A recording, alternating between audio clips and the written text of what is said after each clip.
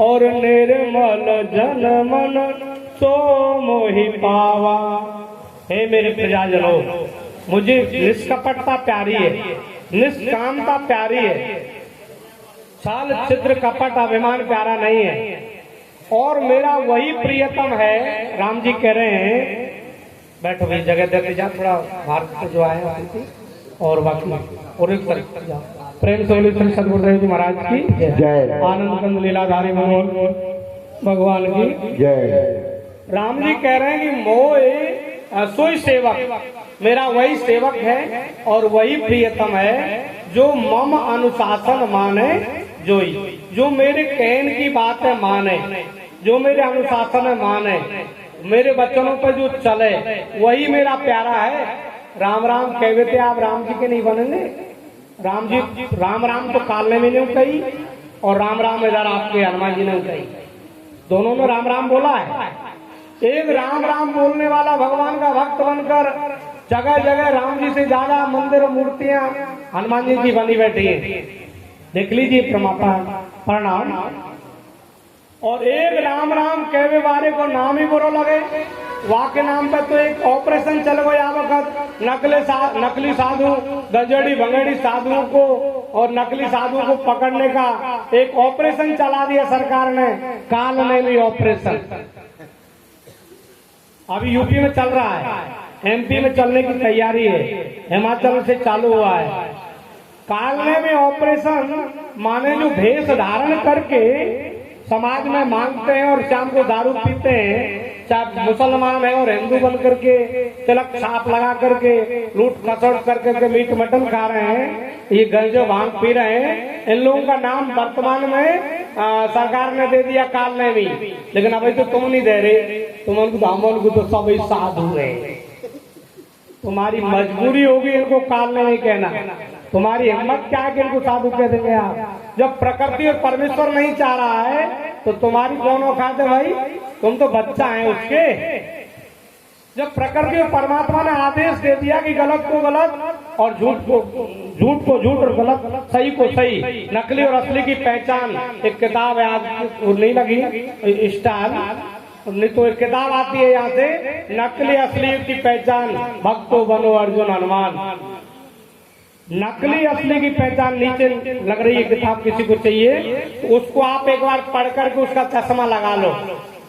एक चश्मा भी खो गया है हमारे लखन जी का, इन चश्मा हमको ये मिले हो तो बता दीजिए, वह चश्मा तो तुम्हारी पार पड़ेगी नहीं कोई से की, खोए गए गिर गए उठा लीजिए, लेकिन यह चश्मा से श्रेष्ठ वही चश्मा है तत्व ज्ञान के। वह किताब निर्वाह एक बार पढ़ना, समझ में आ जाएगा कि असली संत सज्जन साधु परमात्मा आत्मा जीव एक किससे कहते हैं और नकली आत्मा परमात्मा का ही दिखे, याऊ को तो पड़ जाए।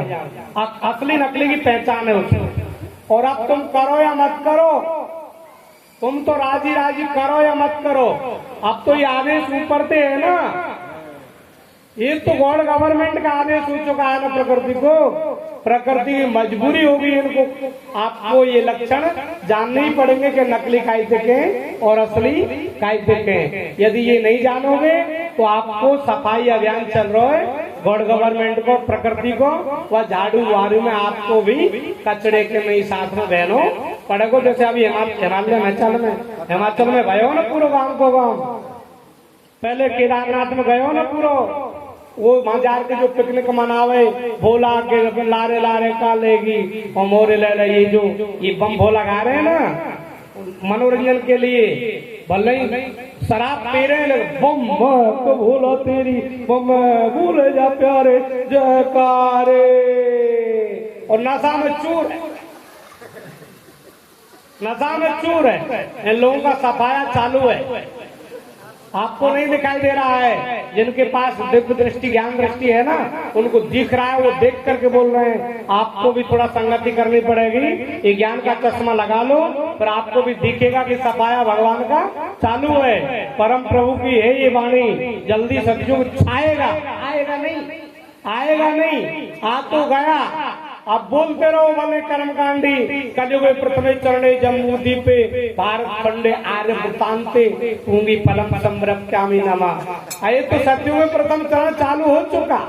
भागवत के 12वें स्कंद के दूसरे अध्याय को उठा लो, गौर करो एक एक शब्द पर, रिकॉर्डिंग कर लो, फैला दो दुनिया में। इनमें से एक भी कोई शब्द गलत निकलेगा उसका जिम्मेदार सदानंद तत्वज्ञान परिषद और अपन है बोलने वाले। प्रेम से बोली श्री सदगुरुदेव जी महाराज की जय, परम पिता परमेश्वर की जय। क्या कि उस भागवत के 12वें स्कंद के दूसरे अध्याय के 24वें श्लोक में एक कलयुग जो था 4,32,000 वर्ष का, इसको पूरे को खत्म करने का एक लक्षण है, उसमें खत्म होने का एक लक्षण है उसमें। क्या है वो कि यदा चंद्रस्य सूर्यस्य तिष्ठन्ति एको राशि बृहस्पति, यानी सूर्य चंद्रमा और बृहस्पति एक ही राशि पर स्थित हो जाएं और पुष्प नक्षत्र के प्रथम पल में प्रवेश करें, एक प्रथम चरण में, उसी दिन से सत्युग चालू हो जाएगा। ये लक्षण आप पंचांग निकाल लो, जहाँ पंचांग से तुम्हारे व्याह विरोध निकल रहे हैं, जहाँ पंचांग से तुम्हारे हवन योग यज्ञ हैं, वही पंचांग है। हमारी अलग से कोई पंचांग नहीं है, हम लोगों का अलग से कोई ग्रंथ नहीं है, हम लोगों का अलग से कोई पंथ नहीं है। धरती में जो सारे पंथ हैं वो सब हमारे पंथ हैं, उसमें जो जो सत्य है वो सब हमारा है, जो असत्य है वो सब उनका। प्रेम से बोलिए श्री सदगुरुदेव जी महाराज की जय। उसमें है निर्णय सागर पंचांग, यावका सर्वमान्य पंचांग है। धीरे बोल रहा हूँ, शायद तेज और जल्दी बोल रहा हूँ ना, तो कुछ बात कान में नहीं जा पा रही, मैं जल्दी कह रहा हूँ तो थोड़ा और धीमे हो जाऊँ। मेरी आदत लग गई थोड़ी सी तेज आते बोलने की। इसमें अपन का कोई से किसी के प्रति द्वेष और राग नहीं है, वो एक माने एक क्या कहें इसको, घोषणा समझ लो, तेज समझ लो, आदत हैबिट समझ लो, है कंट्रोल करने का बहुत प्रयत्न कर रहे हैं, धीरे धीरे हो जाएगा, आप समझ लें। प्रेम से श्री परमपिता परमेश्वर की जय। बात चल रही थी कि वो लक्षण भागवत के 12वें दूसरे 24वें श्लोक में है। वो निर्णय सागर यावक पूरे विश्व की मान्यता प्राप्त माने जो पंचांग है, उसमें यदि वो लक्षण घट गो तो सत्युग चालू है, सत्युग को चरण चालू है। यदि वो लक्षण नहीं घटो हो तो ढूंढ लीजिए, अभी तो आगो कोई कल की अवतार। हालांकि पंच सखा हुए हैं दक्षिण भारत में, हम सुबह बोले थे यहाँ से, उस समय में आप सब लोग कम थे। इस समय में दोहरी स्थिति चल रही है दुनिया की सोच की, समझदारी की। एक तरफ जो कर्मकांडी के प्रवृत्ति के जो लोग हैं, अज्ञानी हैं, संसार के भोगी व्यसनी लोग हैं, जिनको कुछ आता पता नहीं है, किताबी कीड़ा है केवल, उन किताबों का रहस्य जिनको पता नहीं है, उन लोगों को मूड में तो है कि कलयुग का पहला चरण चल रहा है। और जो योगी हैं, साधक हैं, आध्यात्मिक हैं या ब्रह्मांडीय सही जानकारी का जिनको पूर्वाभास होता, भविष्यवक्ता हैं, उनको ये स्पष्ट हो रहा है कि युग परिवर्तन का समय है, ये परिवर्तन का समय है, युग परिवर्तन हो रहा है, कल युग जा रहा है, सतयुग आ रहा है। ये उच्च अधिकारी जो धर्माधिकारी हैं, चाहे जो विशिष्ट उपलब्धि से उपलब्ध जो लोग हैं, उनके वचन ये है। इस संबंध तो कर्मकांडी जो देवकी नंदन है, राजेंद्र प्रसाद जो महात्मा है, राजेंद्र दास, और बड़े बड़े जो चैनलों पर अंतर्राष्ट्रीय ख्याति प्राप्त लोग हैं, वो भी स्वीकार कर लिए हैं कि हाँ सतयुग आ रहा है, सतयुग चालू हो चुका है, कल की अवतार आ गया है। अरे और तो और ये कल की संबल ग्राम में शिलान्यास करवाया हो ना मैंने, कल की पीठ का जो कांग्रेस का व्यक्ति है वो वहाँ ये भी गए, कांग्रेस का कि बीजेपी में आ गया, अब तो पहले कांग्रेस का था, वो योगी जी ने जाकर के वहाँ शिलान्यास किया। वहाँ भीत पर लिखा हुआ है ये मंत्र में जो बोल रहा हूँ ये, कि जिस समय में सूर्य चंद्रमा और बृहस्पति एक राशि पे आते हैं, वहां का सतयुग चालू हो जाता है, उसी समय में कल की अवतार आता है। उन्हें पता ही नहीं कि ये घटना घटित है, वो अभी तो मंदिर बनाकर वेट कर रहे हैं। और इधर पंच सखा जो दक्षिण भारत में हुए हैं, आज से 500, 150, 200 वर्ष पहले जो महात्मा सिद्ध हुए हैं, वह इस वक्त उनकी कोई वाणी अब तक झूठी नहीं गई है। उनका कहना है कि कलयुग की जो उम्र थी वो 5000 वर्ष में पूरी प्रकृति में हो जाएगी। लोगों की गणना के अनुसार 5000 वर्ष होगा, लेकिन वो पूरा जो है 4,32,000 वर्ष कृष्ण जी को गए हुए मान्य होगा। उस समय में वो जगन्नाथ का जो मंदिर है उसका ध्वजा में आग लग जाएगी, उस पर त्याज्य पक्षी कौवा बैठने लग जाएंगे, और इस तरह के जो लक्षण जो बताए वो सारे लक्षण या वक्त हो चुके। आप सर्च मार लो गूगल पर, मिल जाएगा आपको सब पूरा विवरण कि ये सारे लक्षण हुए कि नहीं। किसी भविष्य माल का नाम का एक ग्रंथ है, उसमें ये भविष्यवाणी पंच शाखाओं ने करी है कि नहीं करी है कि 5000 वर्ष में पूरा कलयुग खत्म हो जाएगा। तब तो हो गया घोटाला। अब जरूरत है हमको समय के अनुसार परिवर्तन होने की। इस समय में यदि आप अपने आप को सत्य धर्म न्याय नीति से जो युक्त नहीं करेगा, चाहे वो नेता होगा, चाहे वो अभिनेता होगा, चाहे वो पंच होगा, चाहे वो सरपंच होगा, चाहे वो महात्मा होगो, चाहे कोई जीवात्मा होगो, चाहे आत्मा होगो, इन दुष्टन को धरती परिवर्तन करनी पड़ेगी। जो इनके मुताबिक चलेगा, सत्य धर्म न्याय नीति के मुताबिक, प्रकृति उसको सपोर्ट करेगी। प्रकृति और परमेश्वर की सपोर्ट मिलेगी उसको। अकेला ही होगा लेकिन वो विजय को प्राप्त हो जाएगा। ये इस समय में सरकार विष्णु रामकृष्ण का विरोधी सरकार केंद्र में नहीं बैठ पाएगी। ये खुद कल की अवतार का वचन है। किसी कारणवश कोई बैठेगी भी तो सरकार चला नहीं पाएगी, उनकी सरकार गिर जाएगी। पूरी धरती पर केवल और केवल सत्य सनातन धर्म का डंका बजेगा। सत्य सनातन धर्म माने विष्णु रामकृष्ण कल की अवतार के वचन।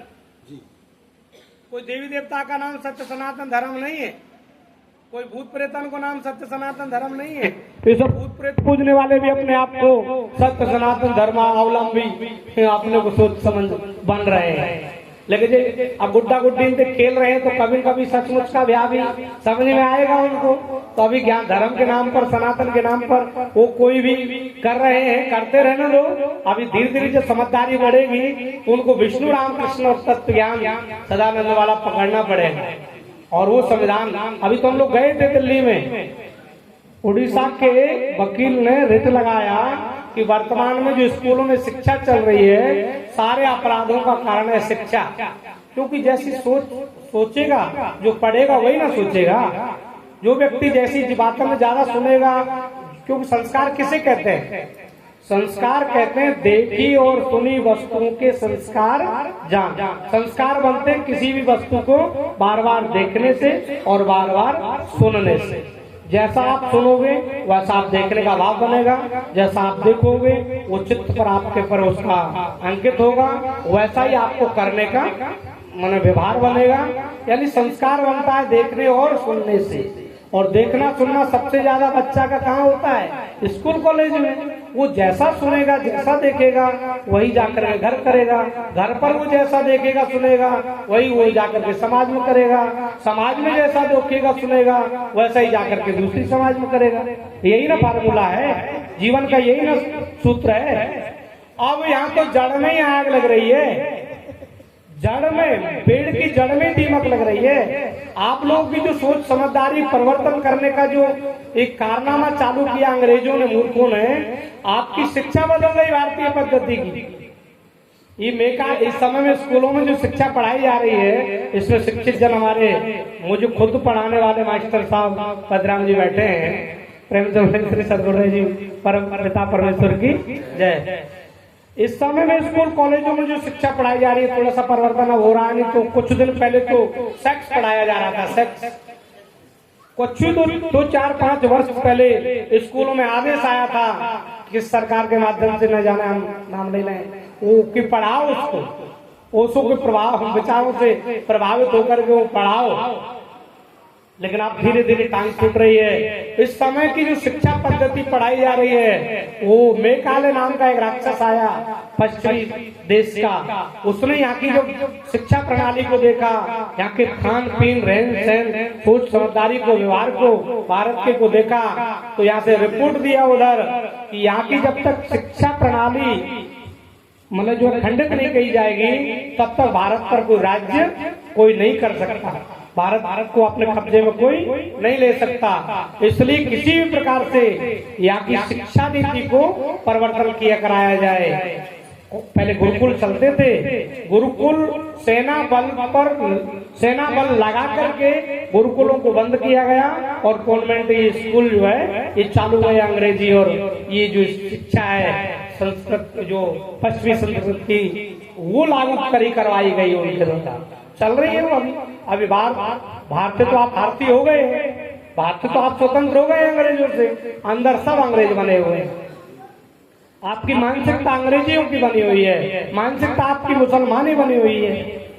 आज भारत की मानसिकता मुसलमानी और ईसाई पादरी जैसी पश्चिमी संस्कृति वाली बनी हुई है, पशुता वाली बनी हुई है, क्योंकि शिक्षा बचपन से वही पढ़ रहे हैं। आज जो पढ़े लिखे सुनाएंगे वही अनपढ़ सुनेंगे, तो वही बात है वही बोलेंगे। सब हुर्र कर रहे हैं। संत महात्मा की बातों में सुनवे को श्रद्धा ही नहीं रह गई है, विश्वास ही नहीं रह गया है, अंदर जगह ही नहीं रह गई है। बोतल तो पूरी भर चुकी, अब पानी दूसरों जाए तो जाए कैसे, जब तक वो खाली नहीं हो। जब तक उस खाली करने का एक सिस्टम है कि शिक्षा को बदला जाए।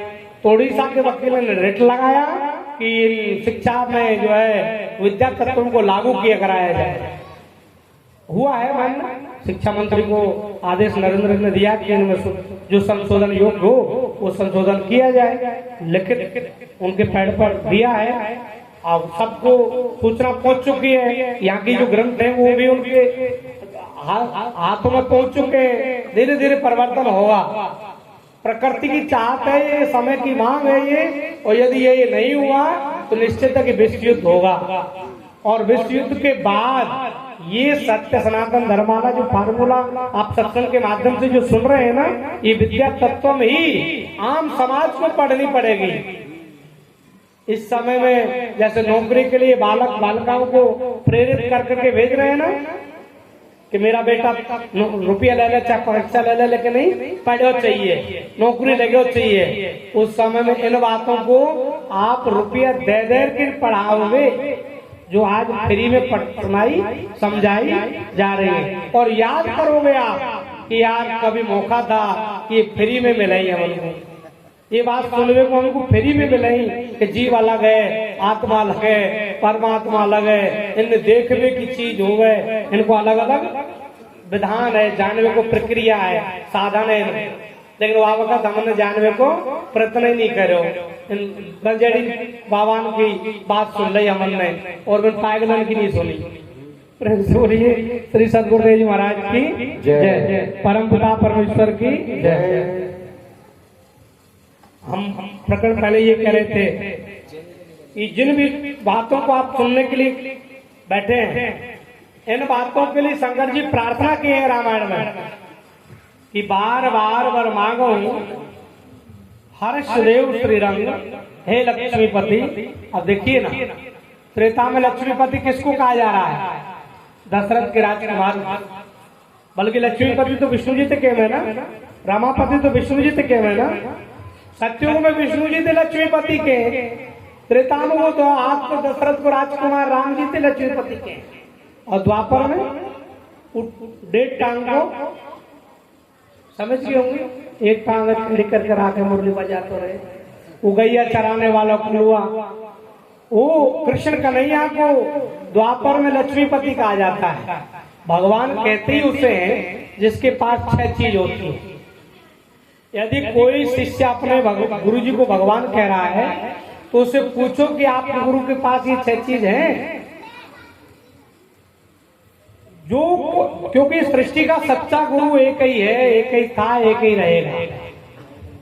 जब सृष्टि एक है तो सृष्टि बनाने वाला भी तो कोई एक ही है ना।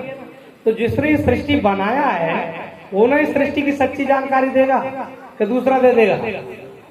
ये संसार क्या है, शरीर क्या है, जीव क्या है, आत्मा क्या है, परमात्मा क्या है, इस पांचों की अलग अलग जानकारी वो ना देगा जिसने ये सारा जाल फैलाया है। प्रेम से बोले श्री परम पिता परमेश्वर की जय। वो सच्चा गुरु है, और वो जब सच्चा गुरु है तो वो जो ज्ञान देगा वो होगा सच्चा और पूर्ण, और जो कोई ज्ञान देंगे होंगे झूठे और अधूरे। या तो किसी के पास होगा तो झूठा होगा, या होगा तो अधूरा होगा। सच्चा और पूर्ण एक युग में एक ही देता है।